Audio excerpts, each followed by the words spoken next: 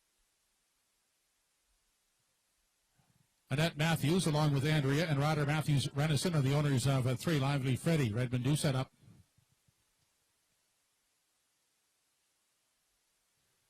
Electric Sill is the 4. Ryder Matthews Renison owns and drives. He's co-owned by Andrea Renison.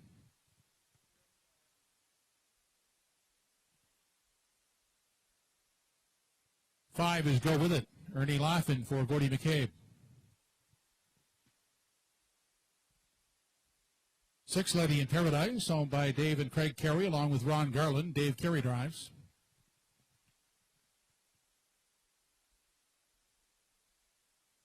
Robbie Smallwood and Cyril Harvey are the owners. Henry Smallwood, the driver of number 7, Pride of Paradise. That's the field for race 5, and they'll go behind the gate in 6 minutes.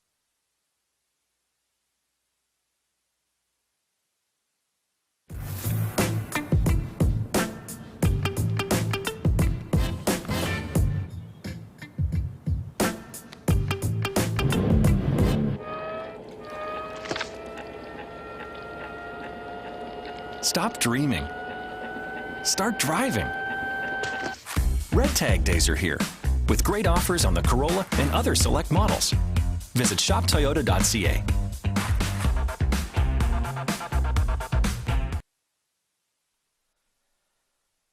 Five to go here before race number 5. It's the final leg of the $1,000 guarantee pick 5 here from opening day. Truro Raceway. It's a field of 7 here. Triactor and Exactor wagering. Another one of those chalky favorites here is the 3 Lively Freddy. That's where I ended up to land here. Doucette and Renison, they teamed up many's of times in 2020, and I think they'll look to do so here again in race number 5. He gets post 3, comes in off a really good qualifier, 30-2 on the end of it. I always like a horse that gets put away on a winning note, and this horse won his last race of 2020, so I went to him on top. I threw in the 6 Lady in Paradise strictly for the fact that she was able to track Windblown for majority of that qualifier on April the 18th, closed it out 28-1.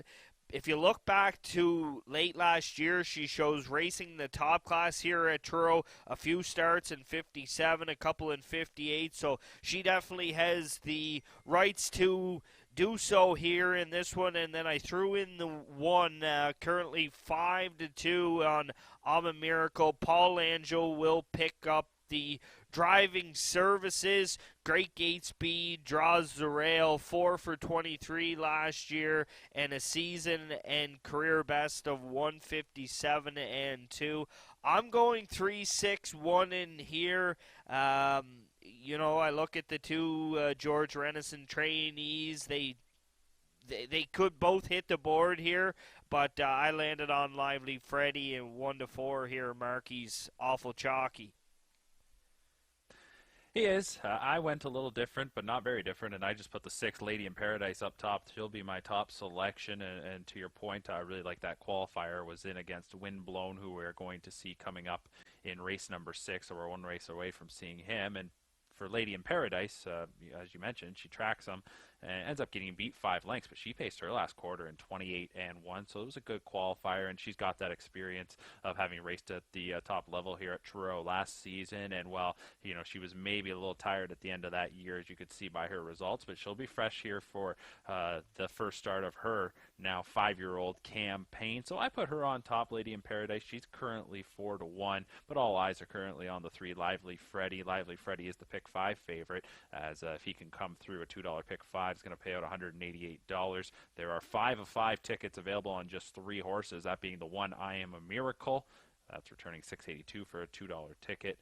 As I mentioned, the 3 Lively Freddy, $188, and the 6 Lady in Paradise, $682 as well, same as number 1 I Am a Miracle. Everything else would not pay out 5 of 5. So, again, they're the ones that stand out in this race, but I went 6-3-2. I'll look for Lady and Paradise to find the winner circle for what would be the 12th time in her career. She was 4 for 28 last year, and again, you talked a bit about that angle of liking a horse that gets put away on a winning note. I'm looking at a mare that I think was just ready for a break in Lady in Paradise, so we'll see which one of us comes out on the right side of the equation in that sense. We're just a minute away from race number 5 of 8 on this Sunday afternoon as we swing into the back half of the season opening program.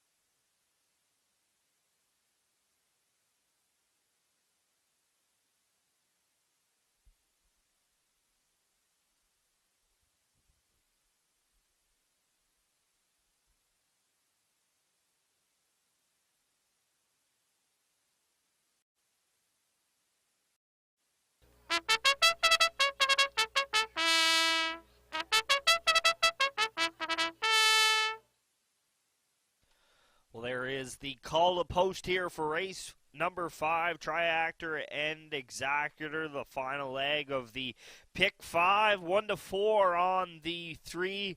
Lively Freddy 3-1 on I'm a Miracle off the rail. 9-2 on Mark McKelvey's selection, Lady in Paradise for Dave Carey. From there, it all goes up. A little bit of value in Brookdale Gym for Pooker McCollum and the Pollies from Amherst, Nova Scotia. These horses are getting ready to turn in and line up for race number 5.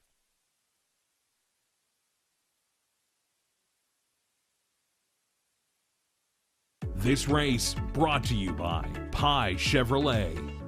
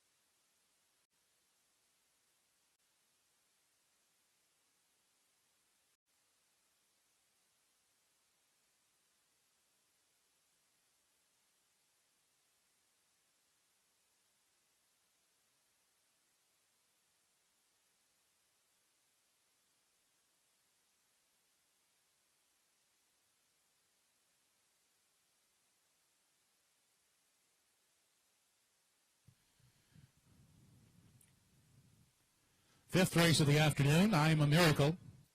Brookdale Gym, Lively Freddy, Electric Sill, Go With It, Lady in Paradise, and Prada Paradise.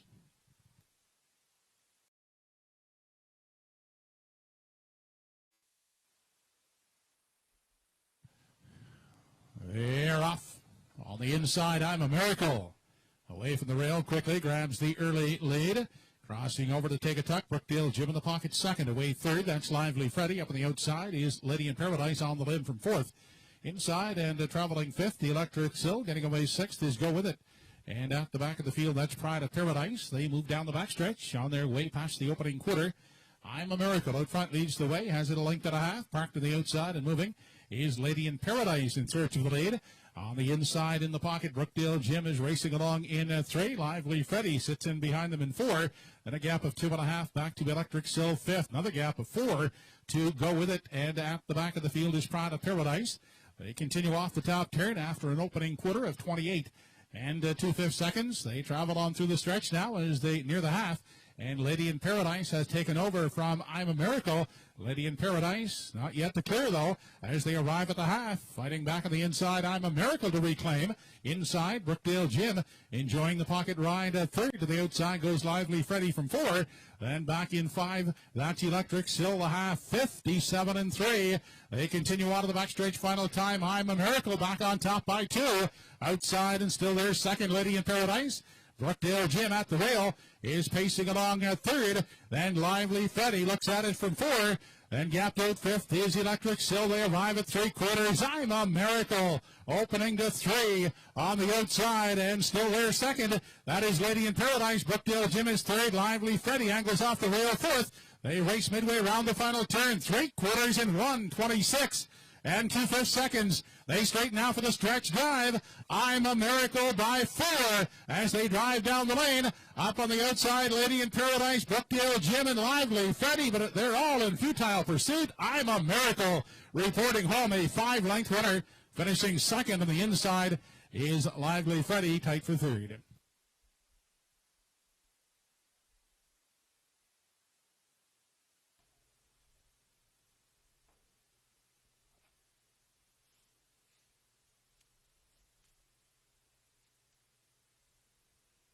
Mile in 1:57 flat.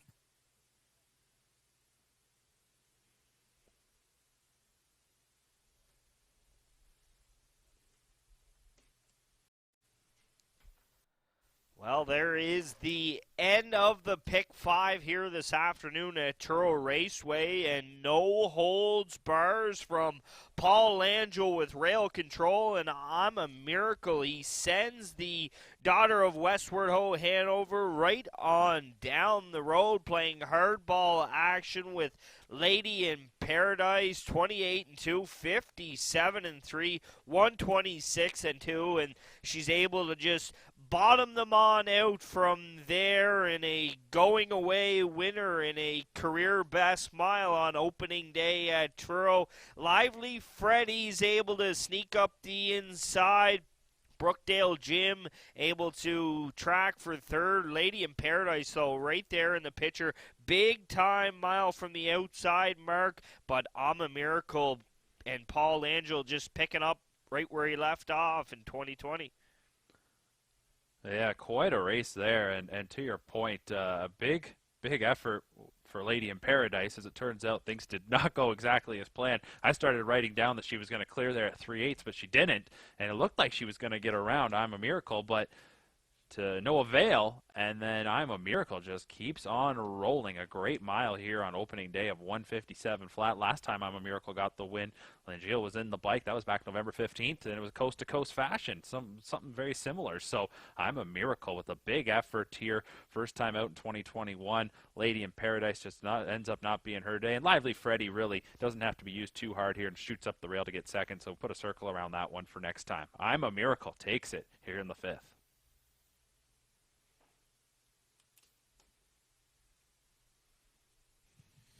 Like in Victory Lane, the 5th race winner, number 1, I'm a Miracle, 5-year-old black daughter of Westward Ho Hanover. She's owned and trained by Gary Cave of Halifax. Paul Langell picking up his second winning drive of the afternoon. I'm a Miracle with a new lifetime mark, 157 flat.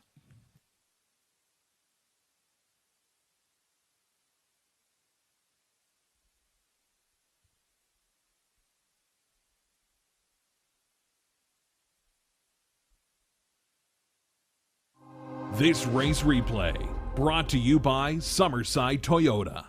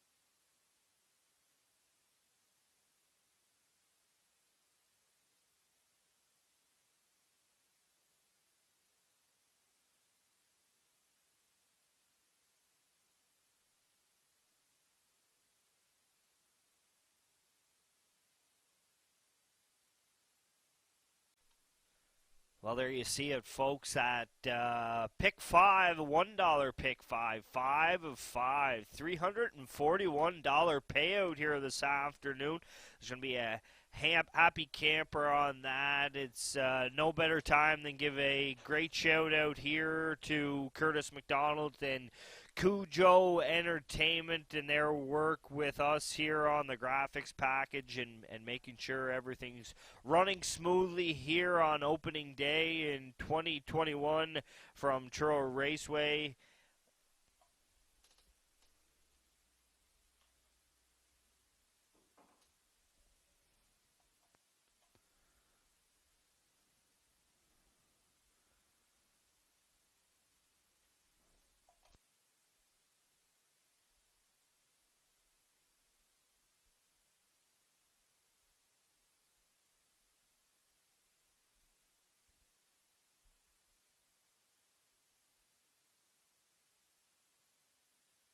Upcoming in race 6, we have no changes with post time in less than 7 minutes.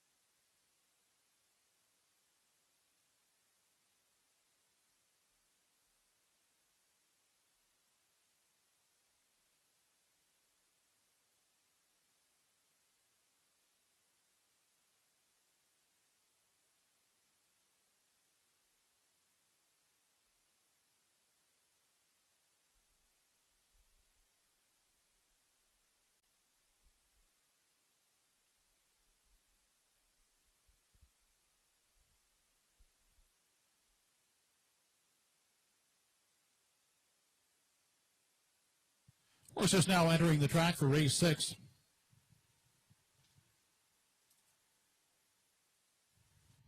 Number 1 is Special FX, owned by Andrea and rider Matthews Renison, along with Lowell Weir, Redmond Doucette driving.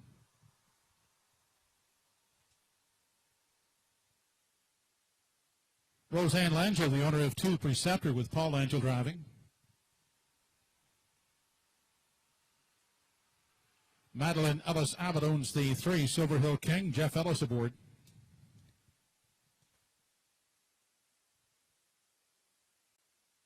Tammy McKay owns and drives number 4 At the Helm. He's co-owned by Emmons McKay.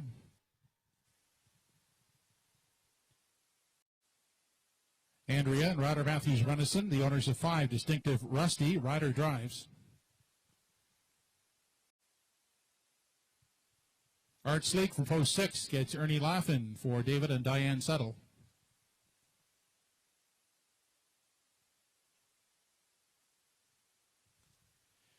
Doug Tully Jr. and Sr. along with Joanne McComb, the owners of 7 Windblown, Bernard McCollum in the sulky.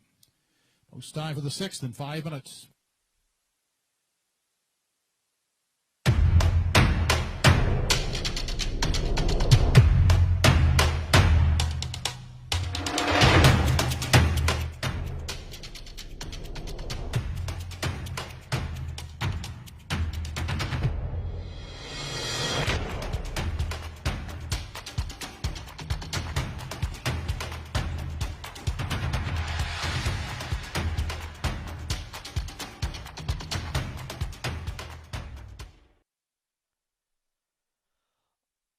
On the back half of the card here at Truro Raceway, it's a much anticipated one as we get 1-4 on the 7 here, wind blowing. I know Mark and I talked about this guy off the top of the show. Here's a horse that comes in from the tough Ontario circuit, a incredible 2-year-old season for what we're talking about here in the Maritimes. Last year, I would say a disappointment, probably very keen underperformance with only 1 win from 20 starts, a 53-1 trip over Georgian Downs. Islander Austin Surrey did the driving on that day. He'll come back home, Bernard McCollum will do the training and the driving. Comes in off a wicked qualifier, 27-4 on the end of it. A lot of changes for this horse here today. No Lasix. He'll remove the hobbles and the head check. But if you look at the company that this guy's been keeping in his tabs, Beach and Lindy, Toot Toot. Those are two great half-mile horses in Ontario. Beyond Better, that was the Ontario Harvest final. He tracked that day and sat in the 2-hole, got a little weak late, still paced 53. But I don't see any way that this horse gets beat. 1-4, he's as chalky as they come, and I really can't see a way that he gets defeated. I went to the rail, really surprised on the price, 1-1 on Special FX.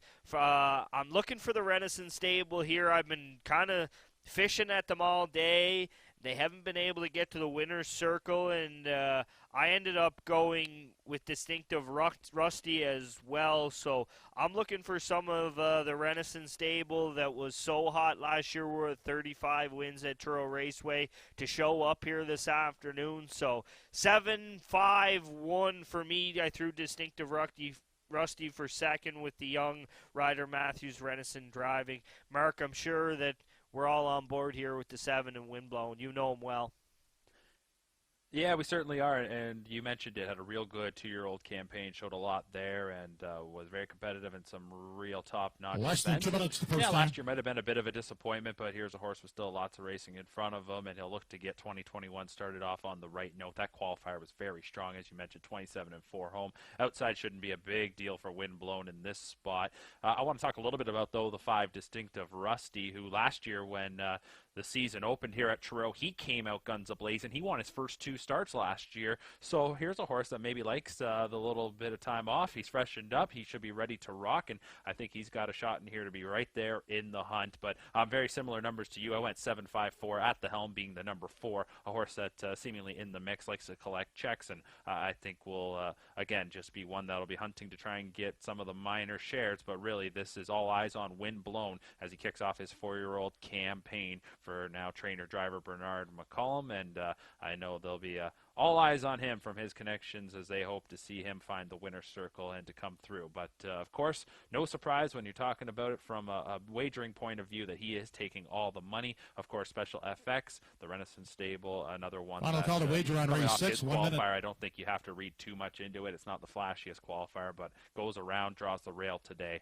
and will certainly be in the mix. So all eyes on Windblown here in race number 6 as we've got 3 to go on this Sunday afternoon, as the horses and drivers move to the backside, and they'll be called in behind the starting gate in just a moment.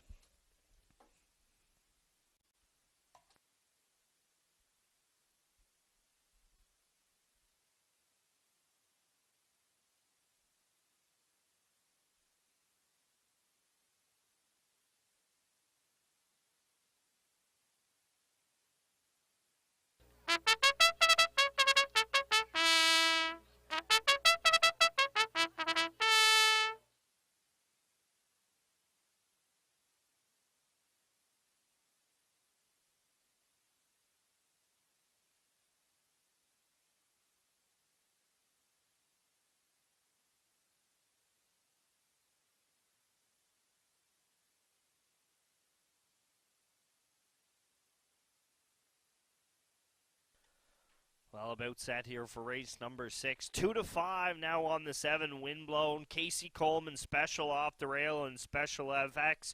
You got the son of sports writer out of the DM Dillinger daughter moving pictures. A lot of Casey Coleman's success that's reeking through on that one. She is a co-breeder on the one, Special FX at 1-1, and then she's all along from there as they turn in and get set here for race number 6.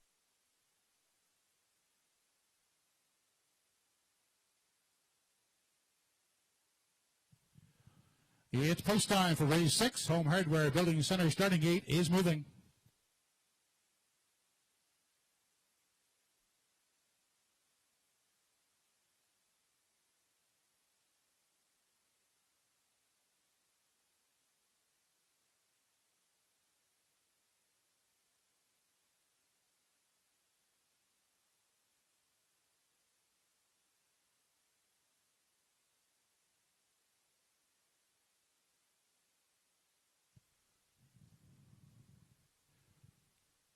Race 6, top of the stretch, Special FX, Preceptor.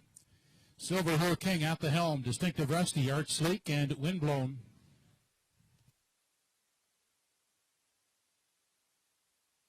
They're off and facing Preceptor and Silver Hill King. Those two away quickly to vie for the early lead up on the far outside. Windblown. He's caught wide at third, followed by Distinctive Rusty in 4. Getting away 5th. That's Special FX. Then back to at the helm and trailing is Art Sleek. Into the backstretch for the first time as they move on over to the opening quarter. And up to grab the lead now. That's Windblown on top. Distinctive Rusty out and moving now early.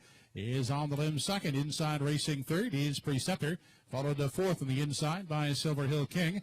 And gapping out in 5 is Special FX. Then back to at the helm. And Art Sleek is sitting at the back. 29 seconds flat was the quarter. That's Windblown on top. 3 parts of a length outside. And racing second is Distinctive Rusty. Preceptor sits the pocket third. Tied up to Silver Hill King in 4. The quarter was 29 seconds flat. On through the stretch now as they approach the half. Windblown being prompted along by the first up attacker, Distinctive Rusty. Then in the pocket racing third. That is Preceptor. Silver Hill King holding down the 4 spot. Back to Special FX in 5. Then at the helm has 6th, 7th is Art Sleek. They continue past the 5/8. 58 and 3 was the half. On to 3/4 they head in pursuit of Windblown. Out there now, a length and a half on the inside. Preceptor is second, dropping back. Distinctive Rusty is now third inside. Silver Hill King is 4th. They're midway down the backside. Final time. Windblown opening now to 2.5, 3. Preceptor is back second inside. Distinctive Rusty is racing third. They continue out of the 7/8 and it's all Windblown in the front end. Out there now by 4. 1:28 and 2 runs to 3/4. Preceptor is second. Another gap of some 6 lengths back to Distinctive Rusty, who's trying to hang in third. On down the stretch they come. It's all Windblown here in the 6th race. Romping to victory. Finishing a second will be Preceptor. And we have a battle for the show spot. Distinctive Rusty, and on the outside, Silver Hill King gets up for third.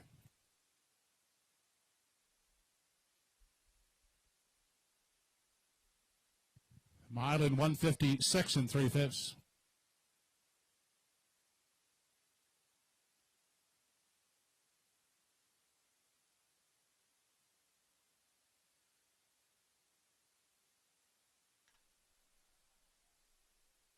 Well, the much anticipated 2021 debut for Windblown goes as expected. Bernard McCollum's able to leave out with him a bit off the wings. He lets him get around the first turn, get comfortable. He's able to clear up Paul Angel and Preceptor, and it's just a race of his own. Distinctive Rusty forced to go the long mile here this afternoon, and just used as a prompter pretty much through a half mile in 58 and 3, 29 and 4 in the 3rd quarter, and then McCollum lets him rattle home. He doesn't even turn a line. 28 flat on the end of it. 1 for 1 in 2021 Windblown. Mark, he looks mighty impressive, and he may look mighty impressive for a couple more weeks falling into these conditions at Truro. Now winners of 4, 5, 6. He'll get a chance to work out his way on up, I would assume.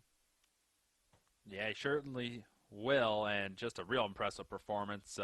I know we talked about him coming into this race extensively, and really for good reason, because there was a pretty good chance he was going to go out and do something just like that. A real strong mile in his season debut, as you mentioned, though, home in 28 seconds and made it look effortless. Just comes full circle now as he made his original debut almost 2 years ago, back in June of 2019, here at Truro in a schooler, and now on this day here at the end of April in 2021.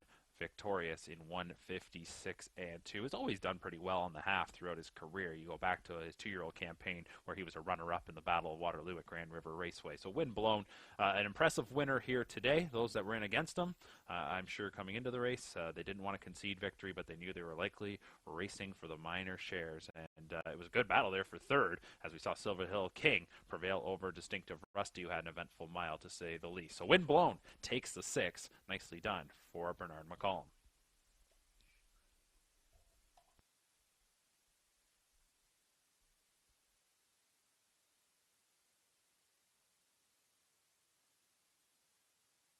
Back in Victory Lane, the winner of race 6, number 7, Windblown, 4-year-old gelded son of Mach 3.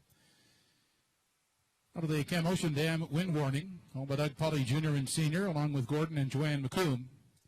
Trained and driven by Bernard McCollum. Windblown, pacing in 156 3/5. This race replay brought to you by Truro Toyota.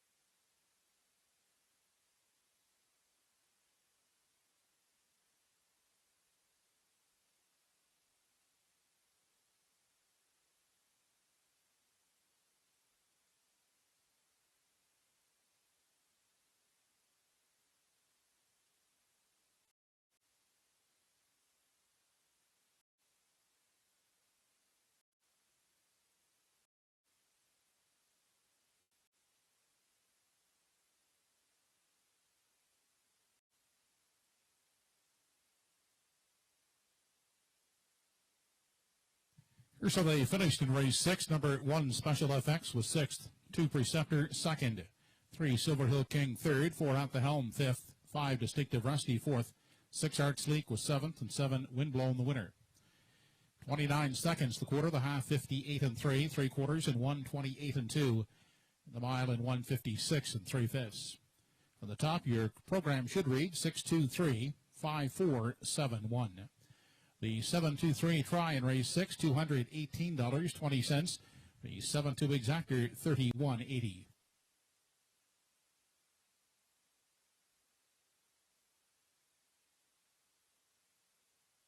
Coming up in races 7 and 8, the late daily double. We have no program changes with post time for the 7th race in less than 10 minutes.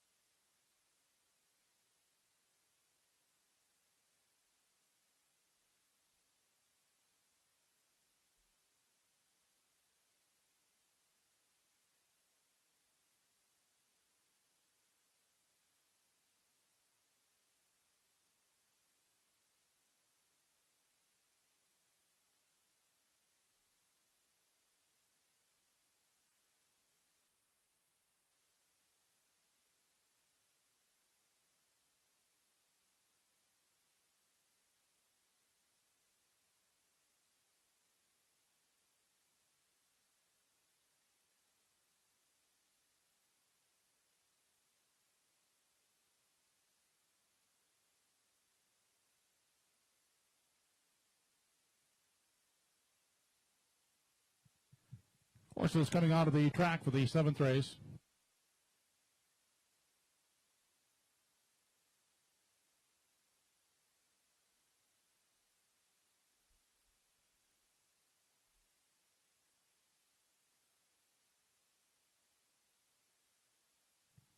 Number 1 is Bruce the Barbarian, owned by Charlie Piper, William Shearer, and Sonny Seitman, Darren Crow driving.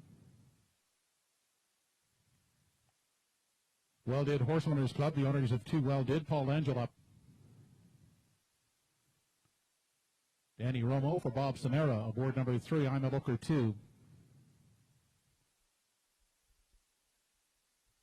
Andrea and Ryder Matthews Renison, Ian McDonald, and Basil Sherry, the owners of 4 Don't Ask Logan, Redmond new setup.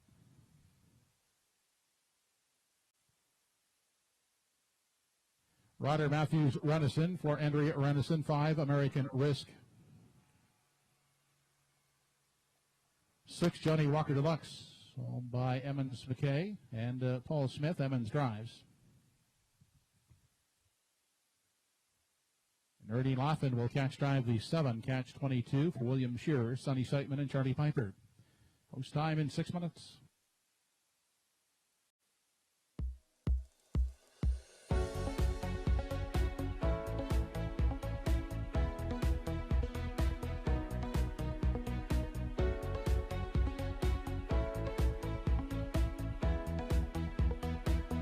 Universal Media Sports and Entertainment.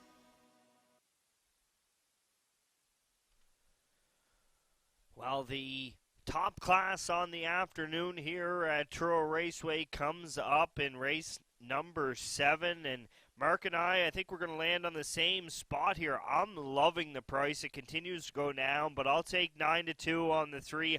I'm a Looker 2 all day long. Comes into this one, he doesn't show a charted line since March the 28th. Just an average effort at the half-mile oval Flamborough Downs. Like to start before that, 56-2. Danny Romo's going to have this horse ready to go here today. He's a veteran trainer, veteran reinsman. He's had all kinds of good horses come through his barn. You look back to last year, he had the keys to this guy's engine. 3 for 11 in the winner's circle. 54-4 season and career best. That was only 2/5 of a second off the track record at that time, which was held by a former Romo trainee and Firm's Phantom. I like this horse. He's coming back home. He tried the Ontario circuit a couple times last year. I'd have to say was a disappointing year after his 2-year-old season, but I fully look for him to bounce back, and I love the price at 5-1.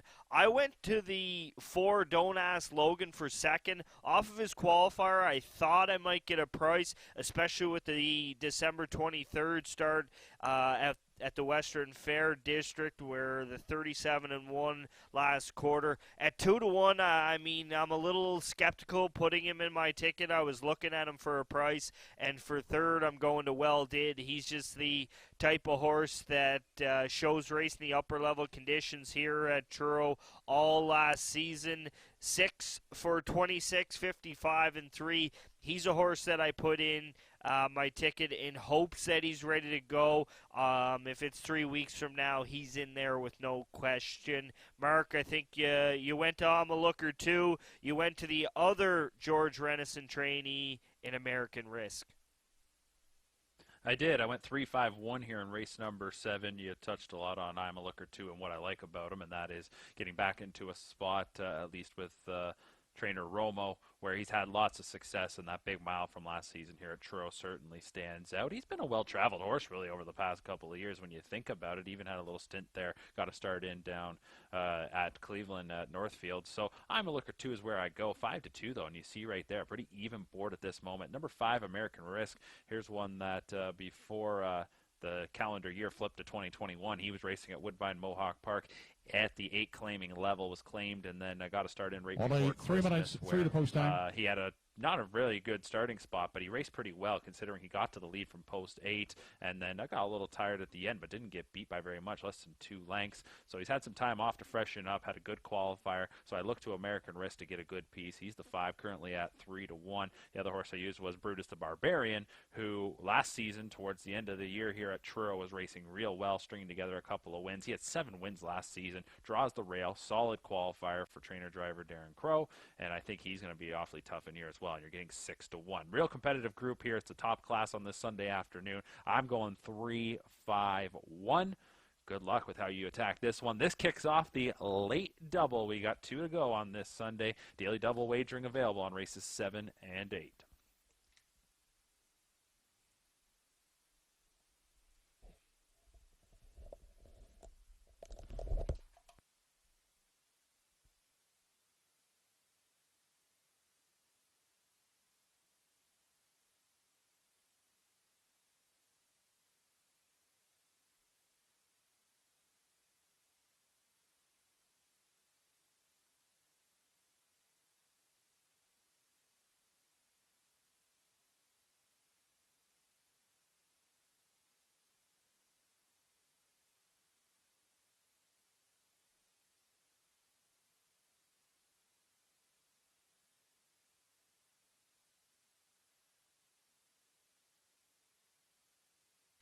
Well, it's an incredibly even board here in race number 7. I'm a looker 2, currently getting the nod at 5-2, and then you can go 3 different ways and take 3-1. Well, don't ask Logan. Johnny Walker Deluxe is the horse that's in neither of our tickets, but he's got some speed. He's a horse that Emmons McKay, veteran reinsman, gets along with really well. He's a tricky little horse, as you can see. He figured it out late last year. He was able to pick up 11 victories from 27 starts and a 156 seasonal and career best. So he had a bang-up season last year. He continues to race at this winner's over level, where towards the end of last year he just couldn't make ends meet, but he's a horse at 3-1. He might be worth an extra look.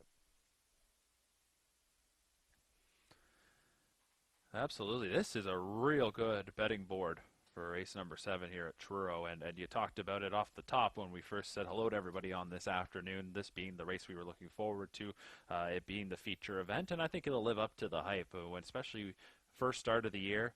And for most of these, solid qualifiers, or they have been racing in other jurisdictions. So for a group of these kind of caliber of horses, I think everybody coming into this race thinks they got a shot, and that'll make for what should be an action-packed race number 7. So it looks like they're getting set to go. Good luck. Look at that board. Many directions you could go. Hopefully you find the winner here as we kick off the late double.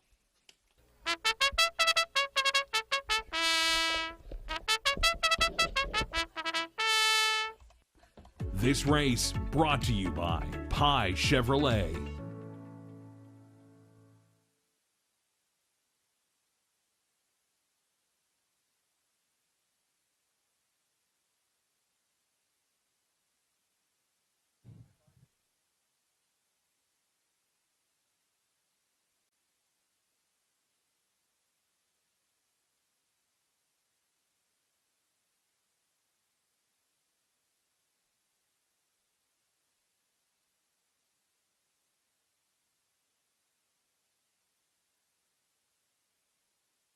Race number 7 of the afternoon has Brutus the Barbarian, Well Did, I'm a Looker 2, Don't Ask Logan, American Risk, Johnny Walker Deluxe, and Catch 22.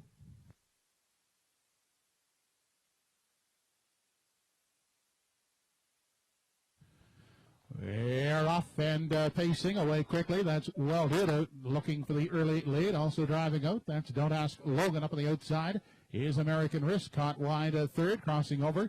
And finding a spot at the rail is Catch 22 from 4. Brutus the Barbarian gets away unhurried 5th. Back in 6, I'm a Looker 2. And sitting at the back of the field as they head on to the opening quarter is Johnny Walker Deluxe. They arrive at the opening quarter led by Well Did. A length and a quarter on the pocket sitter American Risk.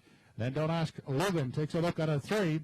Holding down the 4 spot, that's Catch 22, followed by Brutus the Barbarian from 5.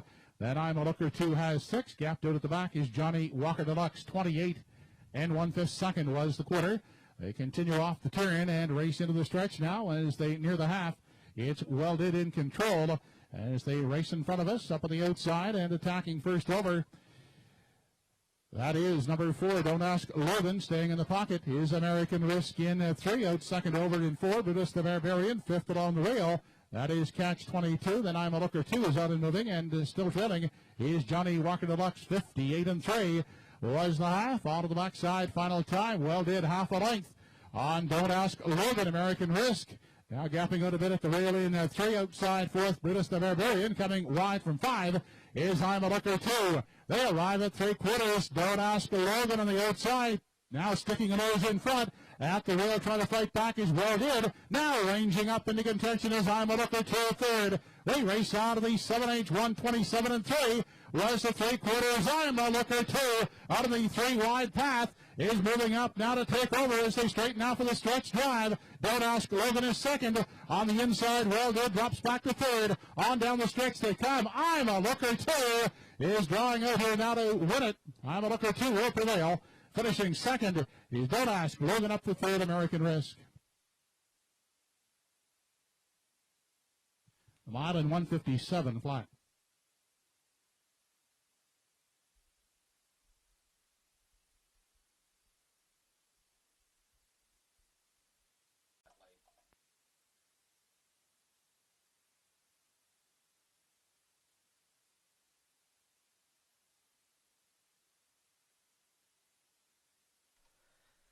Well, it's a move we haven't seen here this afternoon to gain the winner's circle from the veteran Danny Romo. He just kind of lets things get situated as the two Renison trainees fire off the gate. Well Did and Langell, they demand the lead. It's a first over gunning attack from Don't Ask Logan, and that sets it up for I'm a Looker 2 and Romo. I said pre-race that I knew that Danny would have this horse ready to go despite him not showing a charted line since March 28th, and he was obviously confident in his charge. He just let things get away, flipped him out 3 wide, and this horse looked impressive returning back to home, and Danny keys to the engine. He turns him a little bit today, and this horse will return back to the winner's circle.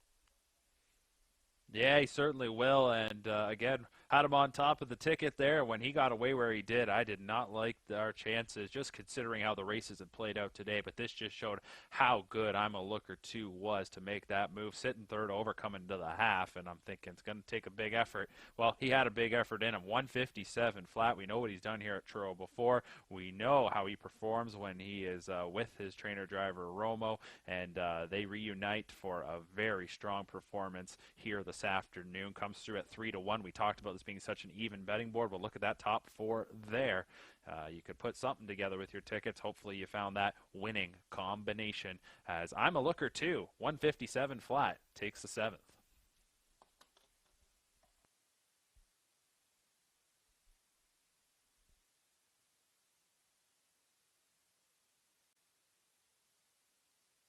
Back in the winner's enclosure, the 7th race winner, number 3, I'm a Looker 2, 4-year-old by Shadow Play. Well, Bob Samara of Halifax, trained and driven by Danny Romo. I'm a Looker 2, pacing in 157 flat.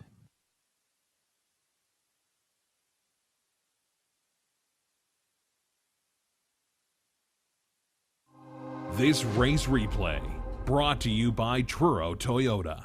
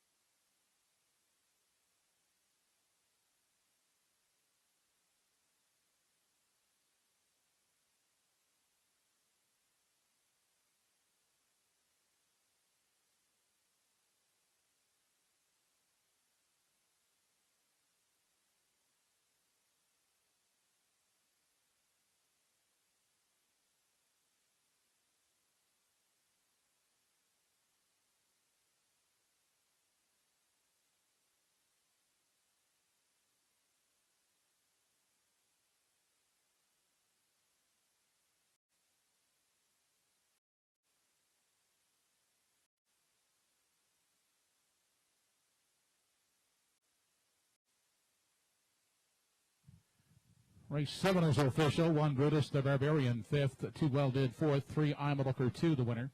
4 Don't Ask Logan 2nd, 5 American Risk 3rd, 6 Johnny Walker Deluxe 6th, and 7 Catch 22 was 7th. The fractions were 28 and 1, 58 and 3, 127 and 3 in the mile, and 157 flat. Top down, your card should read 5412367. 345 try in race 7, $168.50. The 3-4 exactor, $38.40.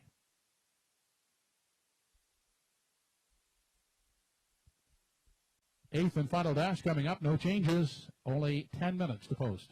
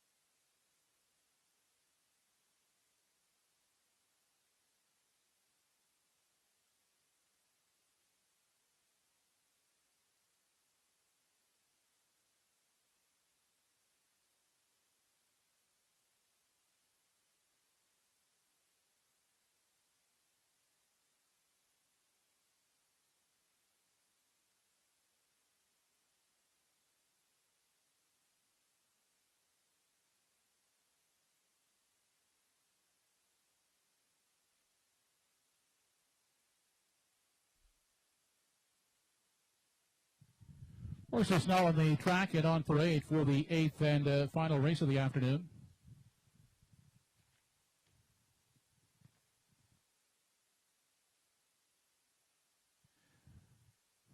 Number 1 is Godrow Machine, owned by Leslie and Linda Parker, with Kenny Parker Jr. driving.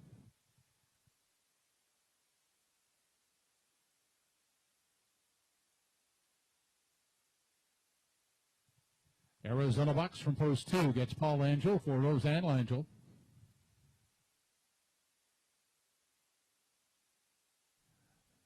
Darren Crow will pilot from post 3. Sonny Billion over the Won't Back Down stable.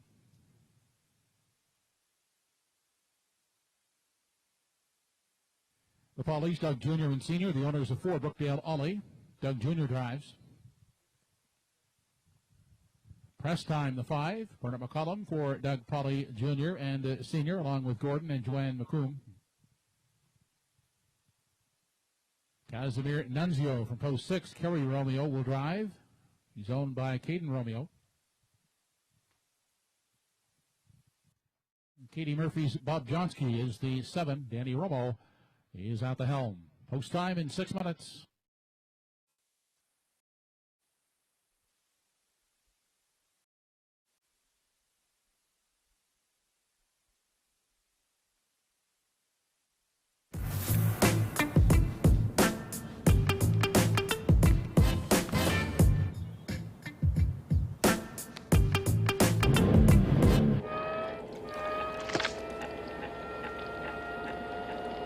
Stop dreaming. Start driving. Red Tag Days are here, with great offers on the Corolla and other select models. Visit shoptoyota.ca.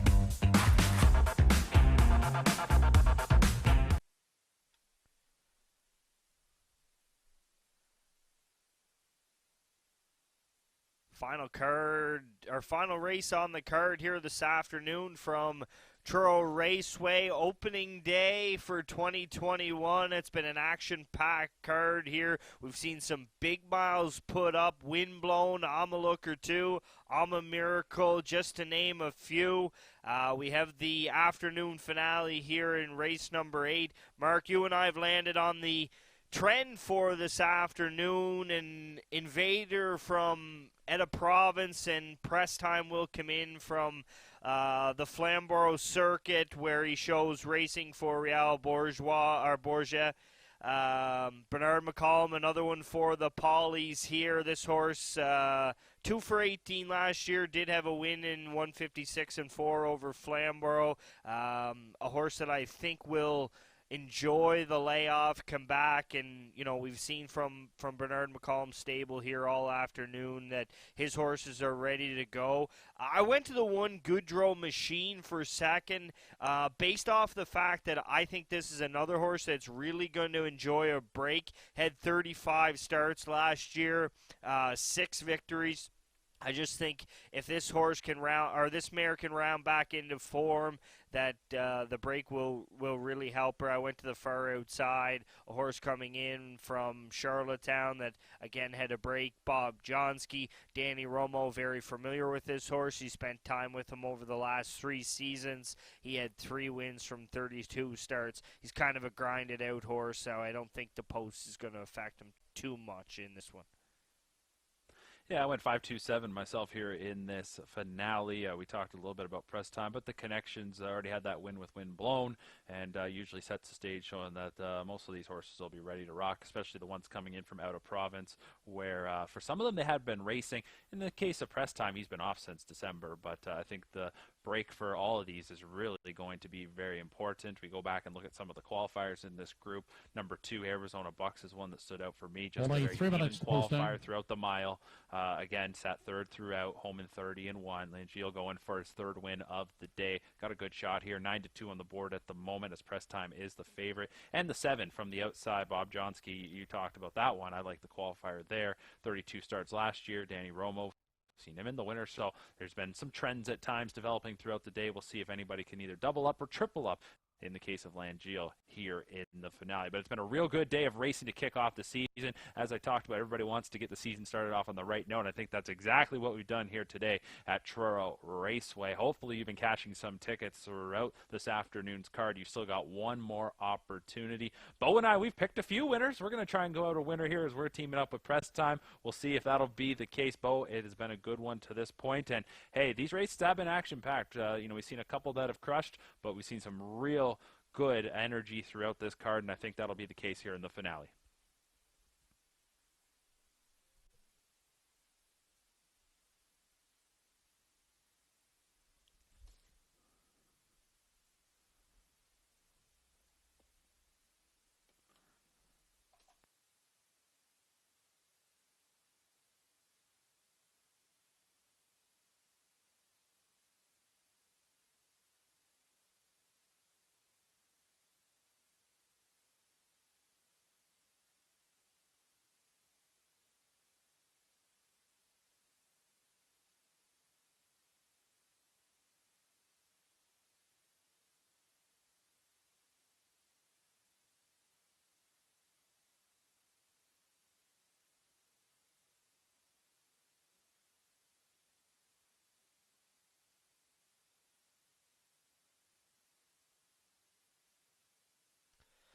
We get closer here to the go-home pace from Truro Raceway this afternoon.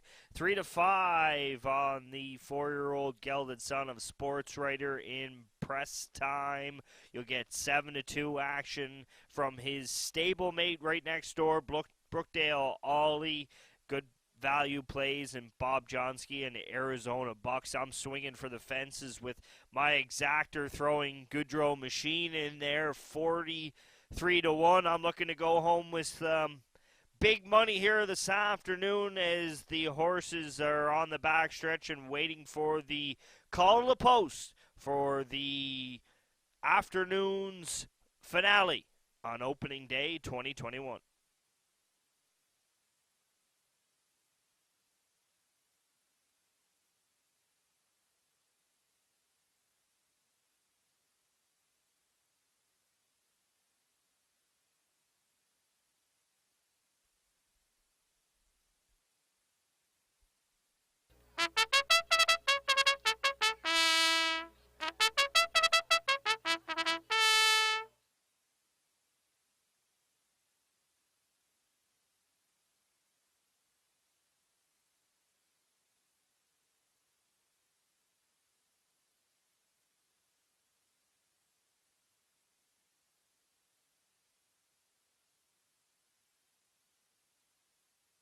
This race brought to you by Pie Chevrolet.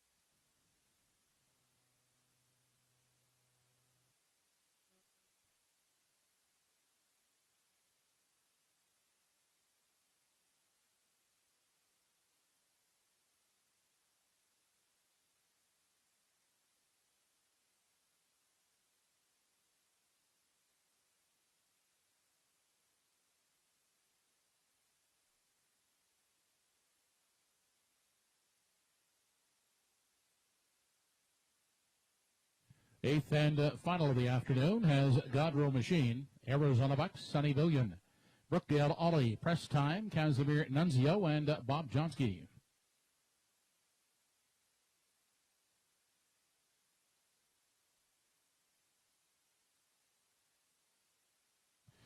They're off and pacing at the rail. Godrow Machine away to battle of Brookdale Ollie for the lead as they race into the first turn. Arizona Bucks will come away third, followed out fourth by Sonny Billion. On the limb and looking for a spot in 5 as they move by the opening 8th. That is Casimir Nunzio moving up now into 5. That's Press Time. Casimir Nunzio finds a spot in 6, and away in 7th is Bob Johnsky. On to the backstretch, single file now as they arrive at the opening quarter, led by Brookdale Ollie out there, a lead of a length. Second is Godrow Machine. Then Arizona Bucks is a tight up third, followed in 4 by Sonny Billion. Back there in 5 for Press Time. Then looking at it from 6, Casimir Nunzio, and Bob Johnsky can see them all as they continue. Off the top turn and into the stretch, 29-3 was the quarter. No change in positions as they near the half. Out front and continuing to chart the path, that's Brookdale Ollie giving the trip to Godrow Machine.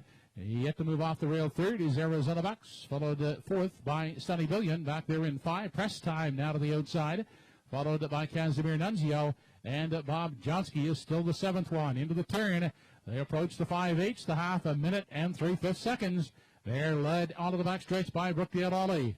Up on the outside, Arizona Bucks braving it first over. Inside third is Godrow Machine. Press Time ranging up on the outside. He's gapped in the cover 4th. Inside the 5th for Sonny Billion. Then Casimir Nunzio and Bob Johnsky. They arrive at 3/4. Brookdale Ollie, Arizona Bucks on the outside. Inside is Godrow Machine third. Press Time within striking range is coming 3 high from 4. They head past the 7/8. Brookdale Ollie still shows the way. Godrow Machine at the rail. Out 3 high is Press Time. 1:30-2 was the 3/4. They straighten out for the stretch drive. Brookdale Ollie still there. Out of the pocket now comes Godrow Machine. And Godrow Machine looks for the lead. It's Godrow Machine. Brookdale Ollie down inside Sonny Billion. Godrow Machine up to win it. Second is Brookdale Ollie. Third, Sonny Billion. Mile and 2:02 flat.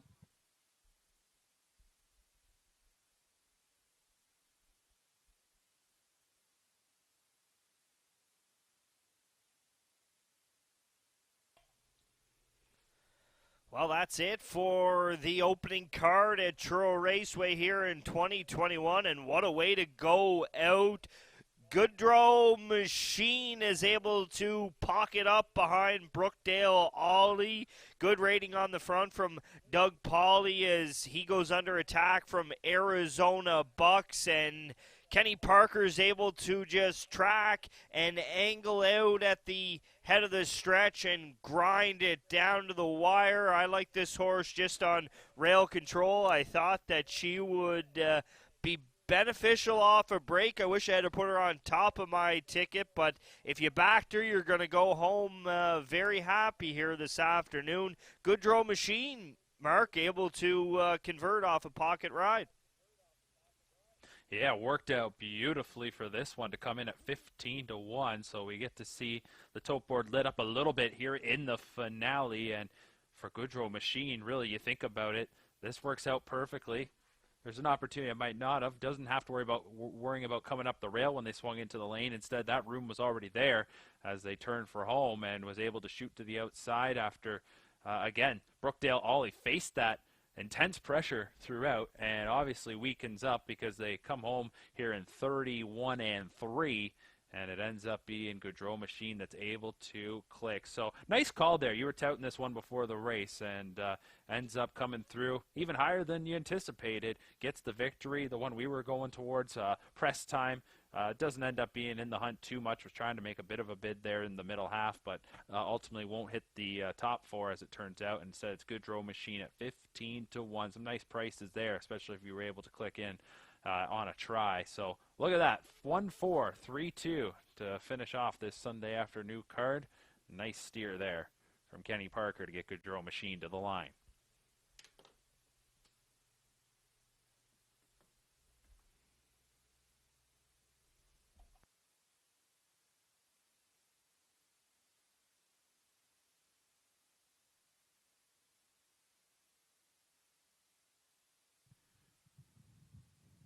Now back in victory lane, the winner of race 8, number 1, Goodrow Machine, 6-year-old brown mare by Shanghai Phil. Leslie and Linda Parker of Shubenacadie, trained by Leslie Parker, driven by Kenny Parker Jr. Goodrow Machine in 202 flat.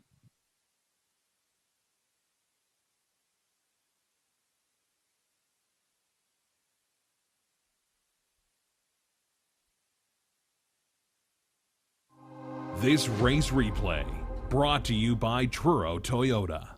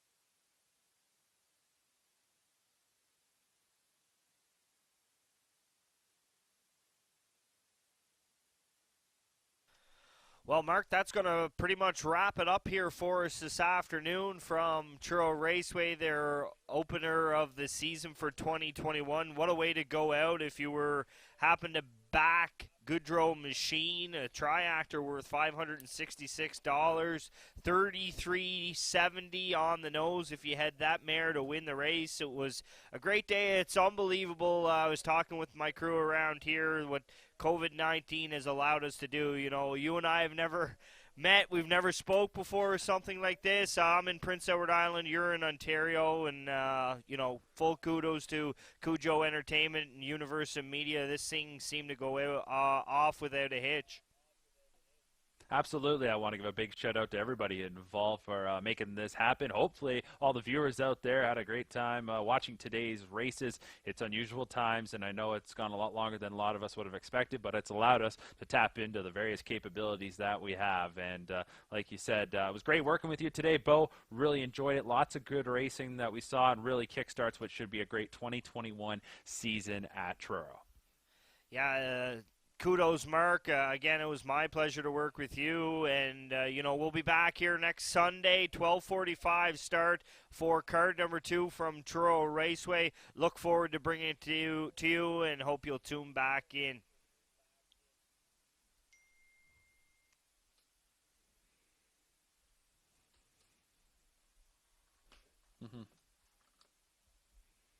Thanks, guys.